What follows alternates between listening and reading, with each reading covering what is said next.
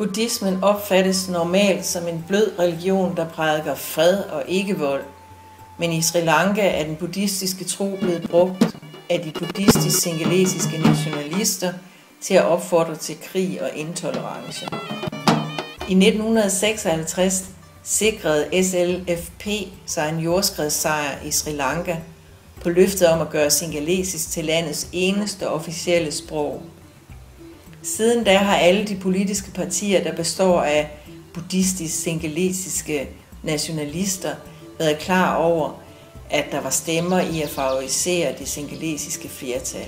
Det er især partierne JHU og JVP, der fremmer buddhistisk-singalesisk nationalisme i Sri Lanka. Men hvorfor er de imod tamil som officielt sprog? Og hvorfor har de aldrig ville give tamilerne selvstyre i de områder, hvor de er i flertal? Det vil journalisten prøve at besvare. They have said that federalism is not suitable to Sri Lanka because they say it's a small country, and also they have an idea that power should be in the hands of the singular people, and I think that's also partly due to the fact that singular nationalism looks upon Sri Lanka as a nation that has to be dominated by the singular people because the Buddha came to Sri Lanka, and it's sort of and that the purest form of Buddhism remains in Sri Lanka. So because of that, they feel that there's a special place that the Sinhalese people should have, and therefore the sharing of power with the Tamils, who are the Muslims, who are looked upon as second rate or second class, is not encouraged by people like that. Journalisten siger, at de buddhistisk-singalesiske nationalister er imod magtdeling med minoriteterne i Sri Lanka. Ministeren, som selv er buddhistisk-singalesisk nationalist, understreger her, at tamilerne ikke skal have selvstyre i Sri Lanka. Why don't other countries who have suppressed nations within their countries? See, England, UK, United Kingdom is a formation of 4 nations. Ireland, Scotland, Wales and England. Why don't you suggest to make England a federal country? It's a better practical, more pragmatic, because there are 4 different nations who have right to self-rule.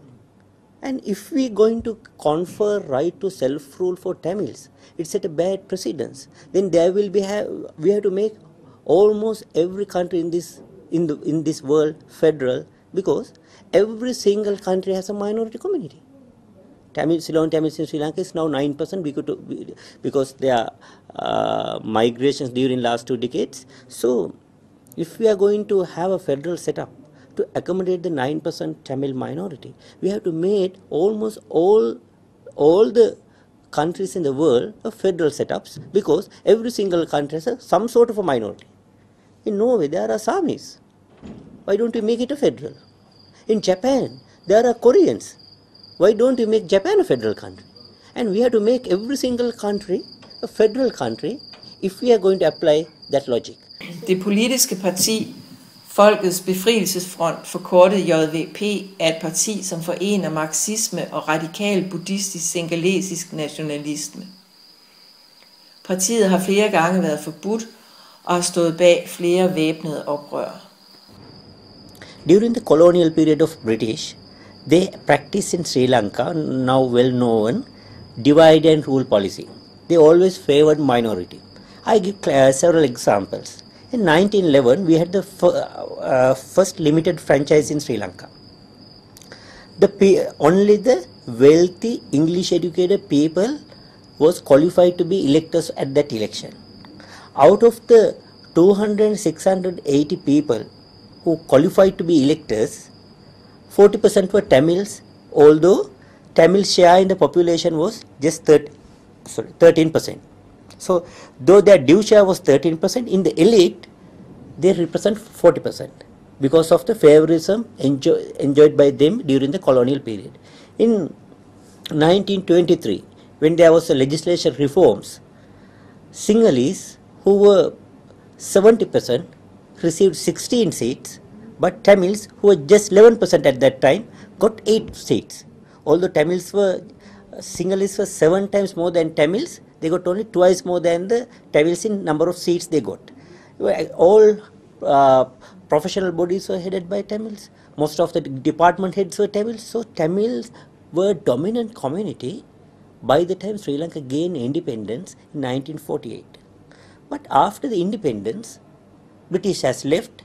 There was nobody to artificially push them up. As a result, they lost their undue privilege position. This loss of undue privilege position has been misinterpreted as an ethnic conflict.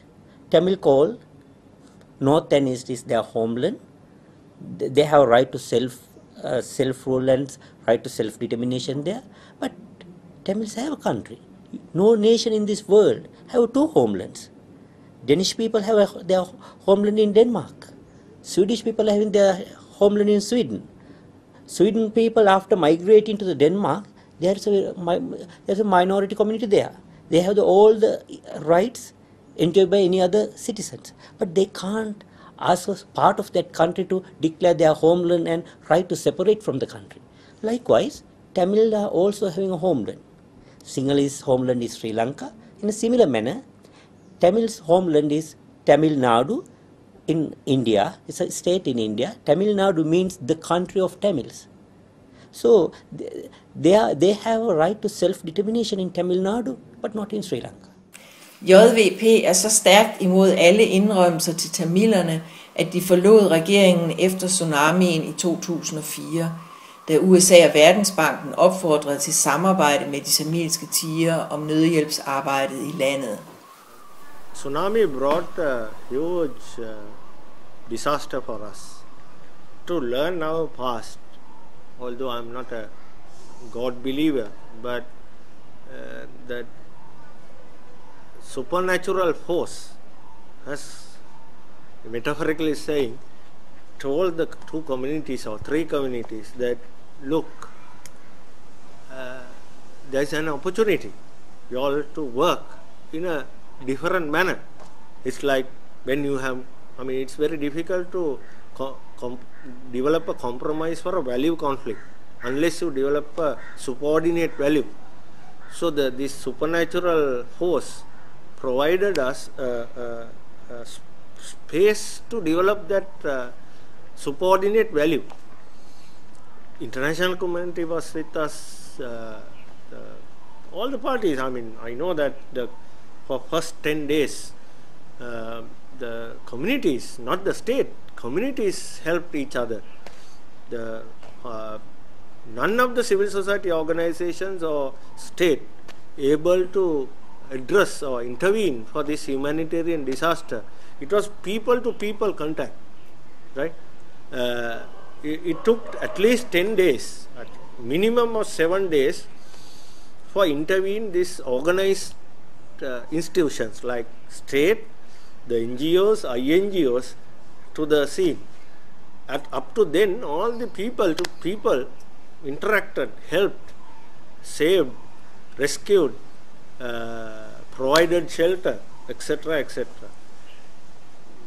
But unfortunately, we never had an institution to maintain or sustain that trend, that human enthusiasm, until they reach to its own climax.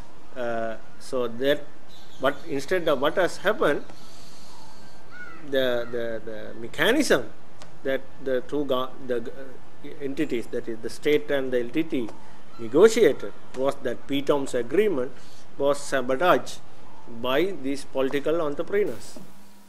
Da JVP har stemplet de tamilske tigre som terrorister, så de enhver nødhjælp, som de tamilske tigre havde adgang til, som penge direkte ned i lommerne på terrorister.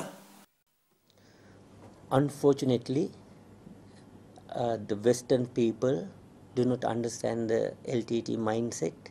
Because of that, they genuinely thought we can channel aids to the tsunami affected people through the LTT. They don't know, LTT are the people who grab everything possessed by the innocent Tamils for their benefit. So whatever material benefits given to the LTT to pass to the tsunami affected people has not been done so. It was the classic example of the Wakare liberation operation. During that time, our forces found lot of camp sheds, food items, tents, medical equipments, medical supplies given to the LTT to pass to people have been stuck in their camps for their use. And when we talk to the people, they have not received anything but has been trying to channel through the LTT. JVP har været imod alle indrømmelser til tamilerne og konsekvent støttet en militær løsning på konflikten. Den militære sejr over de tamilske tigre sås derfor også som en manifestation af det buddhistiske overherredømme i Sri Lanka. Spørgsmålet er dog nu, om hvorvidt tamilernes menneskerettigheder er blevet ofret i den hårde tilgang i krigs- og efterkrigstid. Sri Lanka government has been committing human rights violations against the Tamil population for the last 50 years. One type of human rights violation is actively related to the conflict.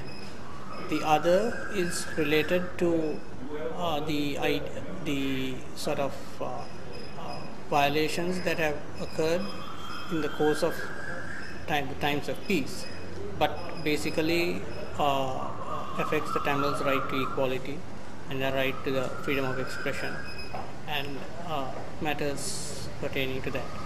For instance, the fact that the Tamils can't use their language the same way that the Sinhalese people can means that there is a rights violation there.